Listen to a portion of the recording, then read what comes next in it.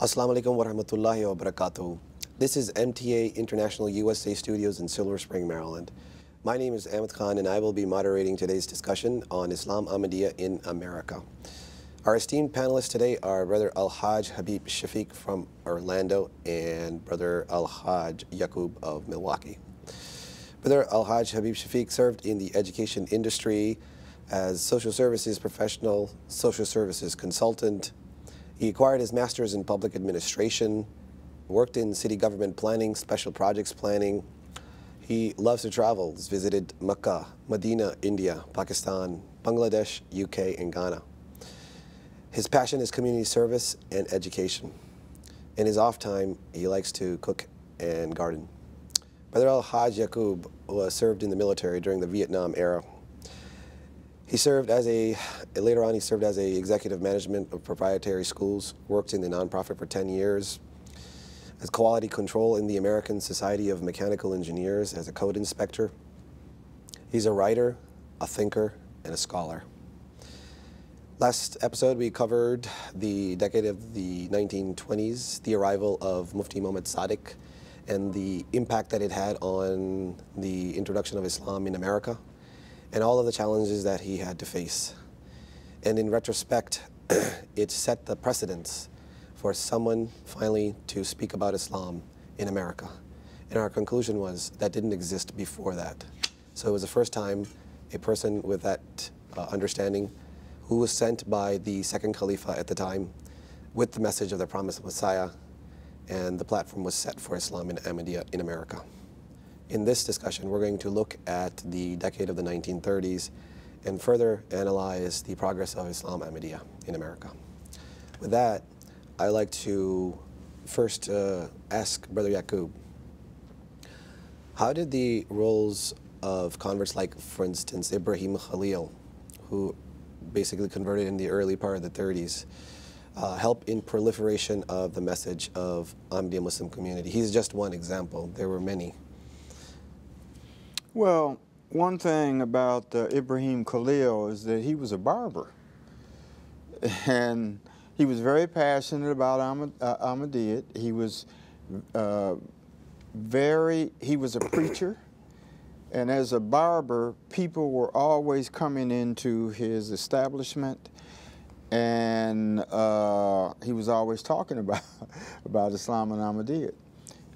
He had a little sign, which was a sign of a pyramid that he had on his barbershop window. And the pyramid among African Americans, especially in those days, it was almost as if that was a symbol where you could get knowledge. And so people who were looking for knowledge, looking for information, looking for this secret, If I'm not correct, he was a Native American. He was a Native American, right. He's originally from Mississippi, and he was a Native American, and it takes, in the Ahmadiyya movement, there were several Native Americans, but Khalil was one of those who, they say that he was a private person, but in his barbershop, he was free-flowing with knowledge and information about Islam. It reflected his zeal to preach, his faith that he acquired, yeah, and the conversion, which he did sincerely. Yeah, he did something that I thought was unique because he belonged to an Islamic Brotherhood, and he was a Muslim. And he heard about Islam and Ahmadiyyat, and he decided to go to Chicago. And he spent time with missionary Khalil Ahmad Nasser.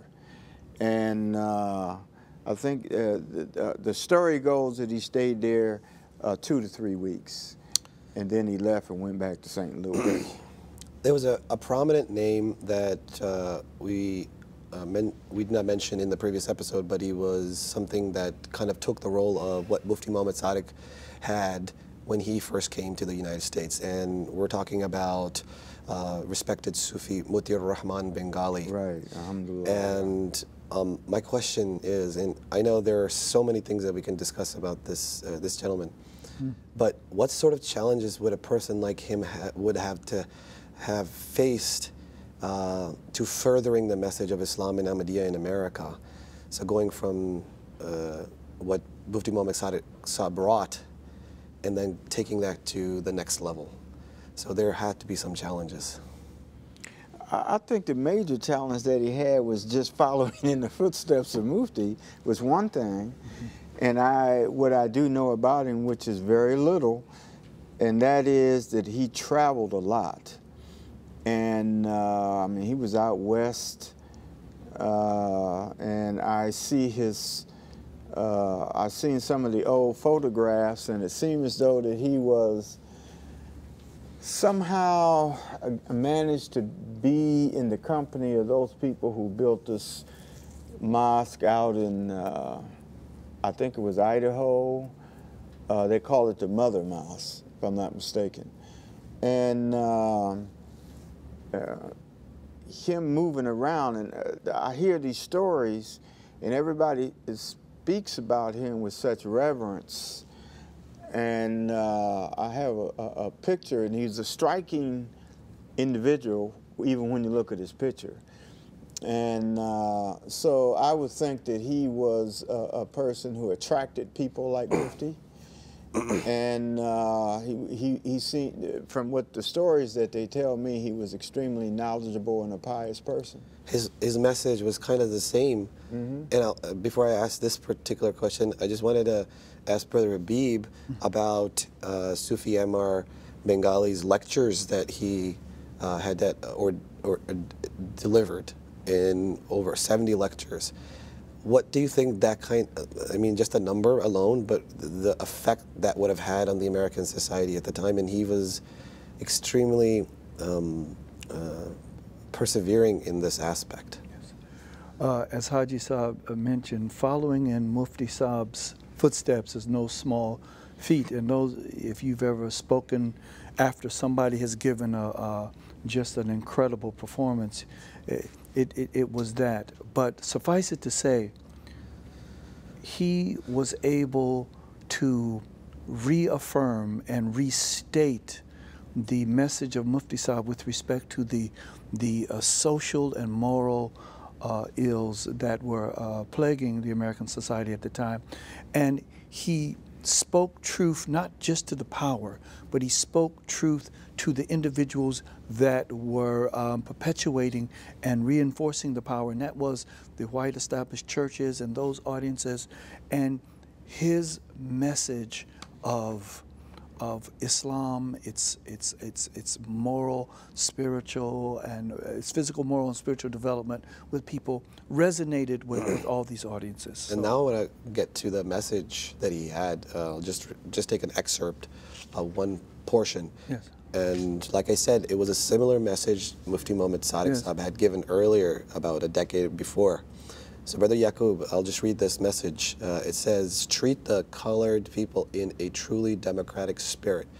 Do not shut the doors of your churches, hotels, schools, and homes against them. Let them enjoy all the privileges which you possess. If they are poor, help them. If they are backward, uplift them. But for heaven's sake, do not despise them. So who was he addressing to, first of all, in this message, that when he says treat the colored people, society or a specific, maybe the American government, who was he addressing this to? I would think that he would be talking to the European American, the power, the people who were at the helms of the power structures in this country. And because everything that he is saying here is do not shut your doors to your churches. Keep in mind that the most segregated time in America is on Sunday. We're talking about the segregation in Christianity itself. Exactly. In America. Right. On Sunday in the churches.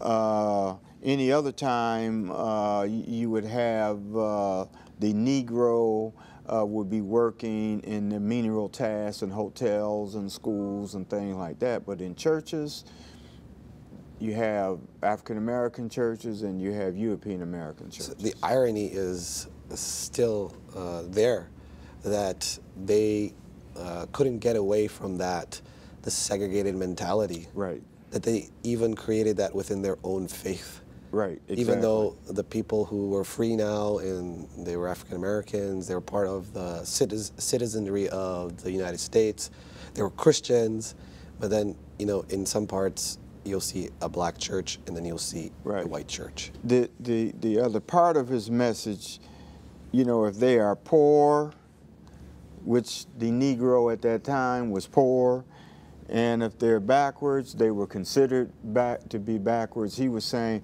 lift these people up. Just don't, because they're in this particular condition, ignore them. And for heaven's sake, don't despise them.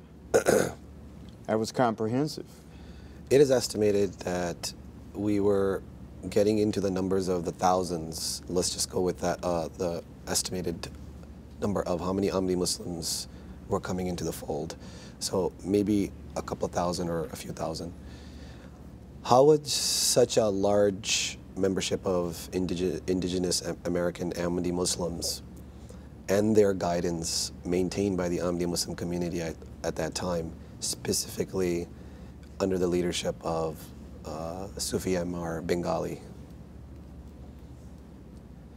So the maintenance of the whole community had to have some challenges associated with that. And that would be one of tarbiyat. How now that when the Quran mentions when you see them entering the religion of Allah in troops, that is just one aspect of it. But when they're entering this religion in troops, how do you maintain that?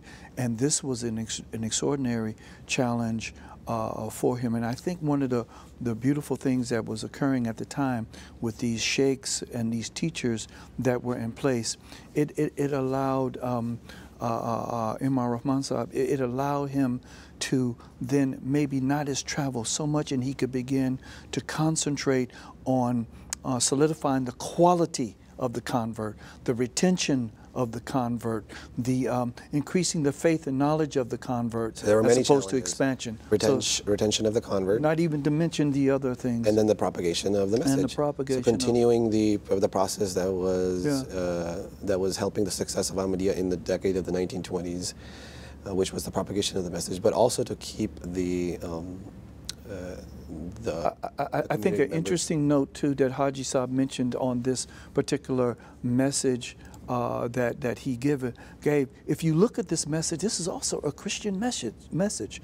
Christ said in the Bible, it's reported that that he came for to the least of those. And this message that he gave, you can find scriptural, biblical references to support this message as you can Quranic ones. So it resonated with people. Oh my goodness, but he had the spiritual courage to say it. Plus, Mufti Muhammad Sadiq had trained 12 missionaries that were helping the efforts of Sufi Ammar Bengali.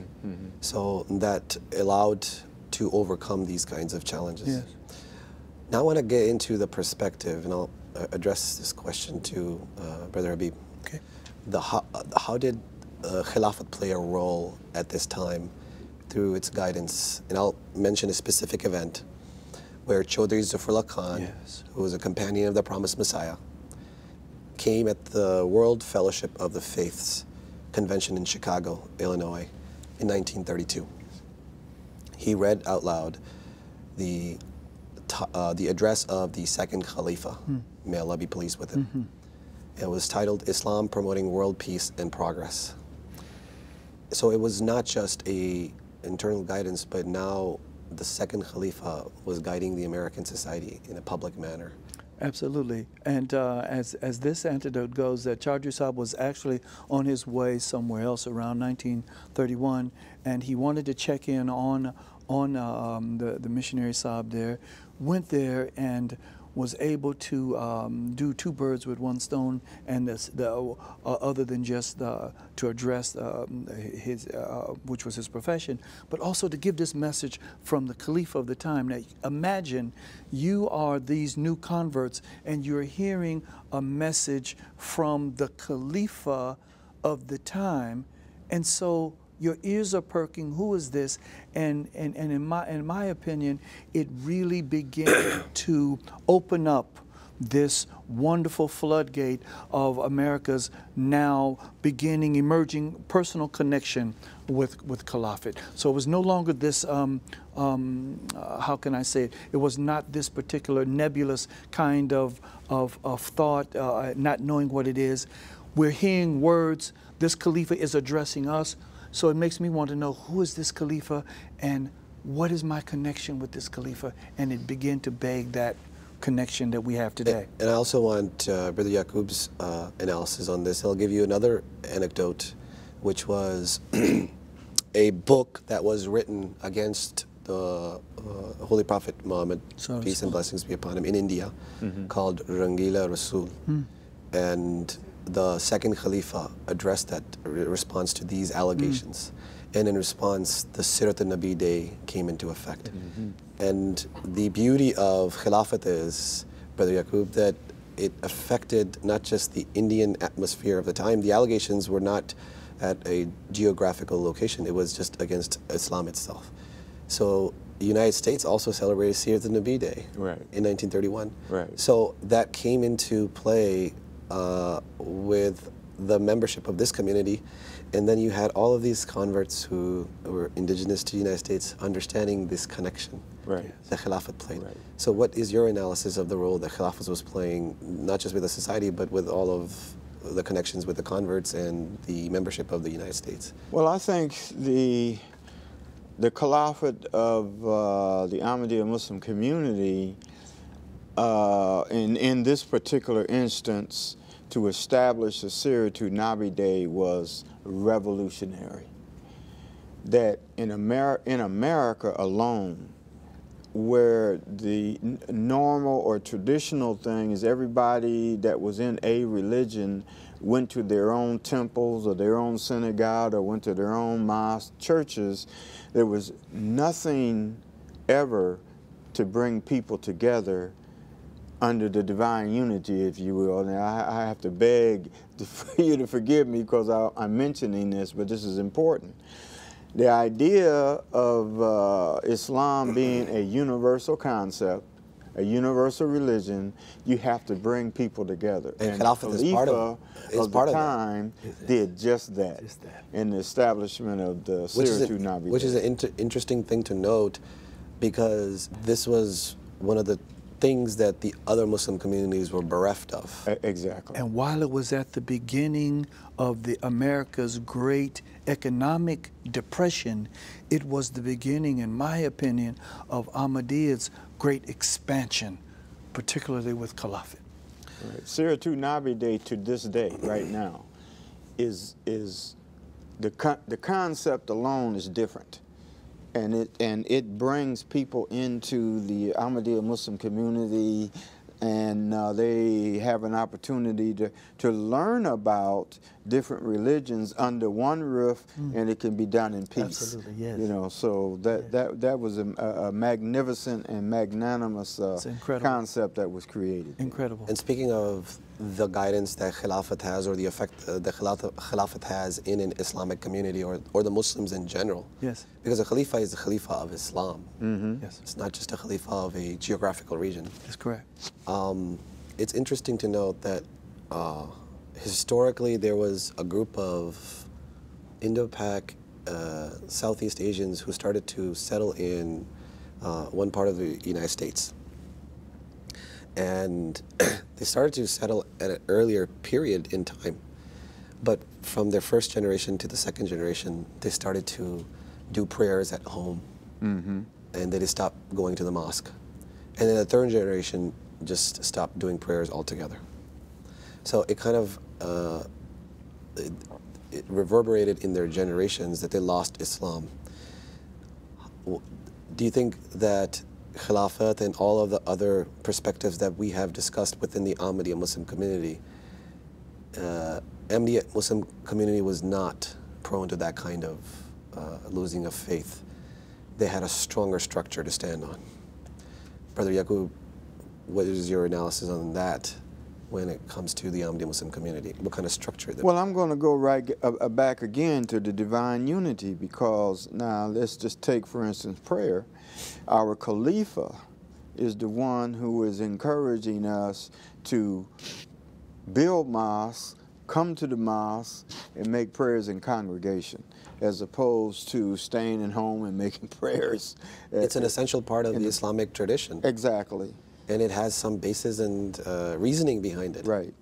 Exactly. So much so when he inaugurates, when the Khalifa of the time inaugurates a mosque, he always says it's not this structure, it's not this beauty, but it is the people that make it, and you must come to. Also a saying of the Holy Prophet, Right, blessings be upon him, right. that the mosque is made up of the occupants within the within the mosque. Absolutely. So it seems very obvious that our community did not face those challenges because of this type of guidance that we were sticking to, Khilafat, the structure that we had on prayers and congregational prayers, and where we were, we had a salat center, or at least a mission house or a mosque. Exactly.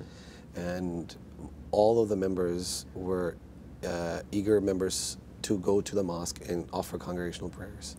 And it was a religious habit that was formed within our community. Exactly. Final question. And I can address this to the both of you.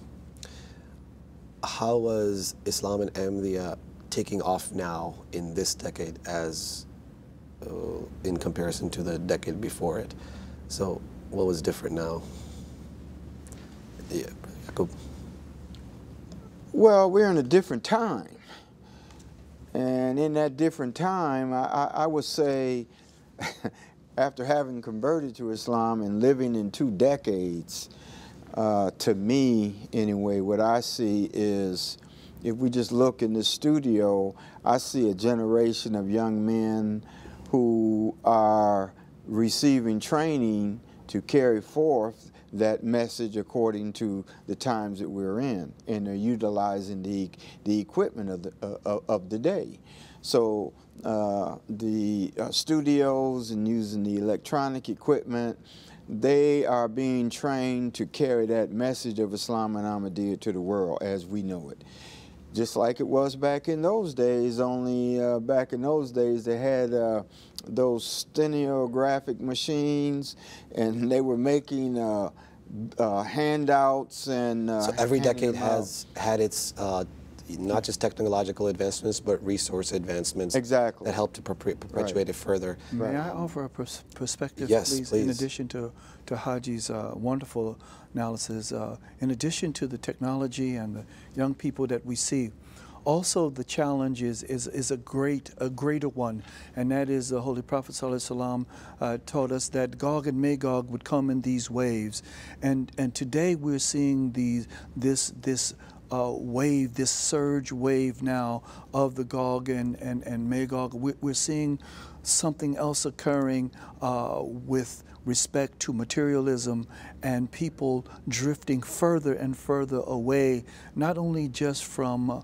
religion, but becoming more enamored and attracted to material things as prophesied by the Holy Prophet ﷺ. So an additional challenge for today is the challenge of the extraordinary material resources, the decline of belief in God, and more people are become enamored with the whole concept and idea that God does not exist, and therefore it is just technology. So this, to me, is an extraordinary challenge. And it goes to show you, Brother Yaqub, that you know, there were these telltale signs where the world was heading towards, and it's very interesting that the Khalifa gave the message on peace and promoting world peace, and then at the end of the decade, the world was going towards World War II. Sure.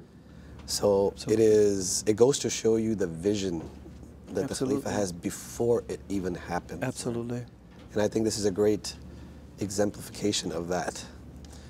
So with this, we conclude our discussion. in today's brief overview, we looked at the decade of the 1930s and how Islam and Ahmadiyya in America progressed further with not just technological advancements, but also resource advancements, whether it's people or the way that we preached before. And all of that contributed to the success of our outreach. And also the part that Sufi Mr. Bengali had played in his leadership role that he had taken over, with also the help of the missionary teachers that he had availed, so that the objective of Mufti Muhammad Sadiq can continue. And it's not an objective that is dependent on a person. It's an objective of the community itself and the message of the promised Messiah. Absolutely, well said, yes. And you can find more information on alislam.org/sunrise or www.muslimsunrise.com. Thank you for joining us. This is MTA International Studios, USA Studios, Silver Spring, Maryland, on Islam Ahmadiyya in America. Jazakallah. Assalamu alaikum.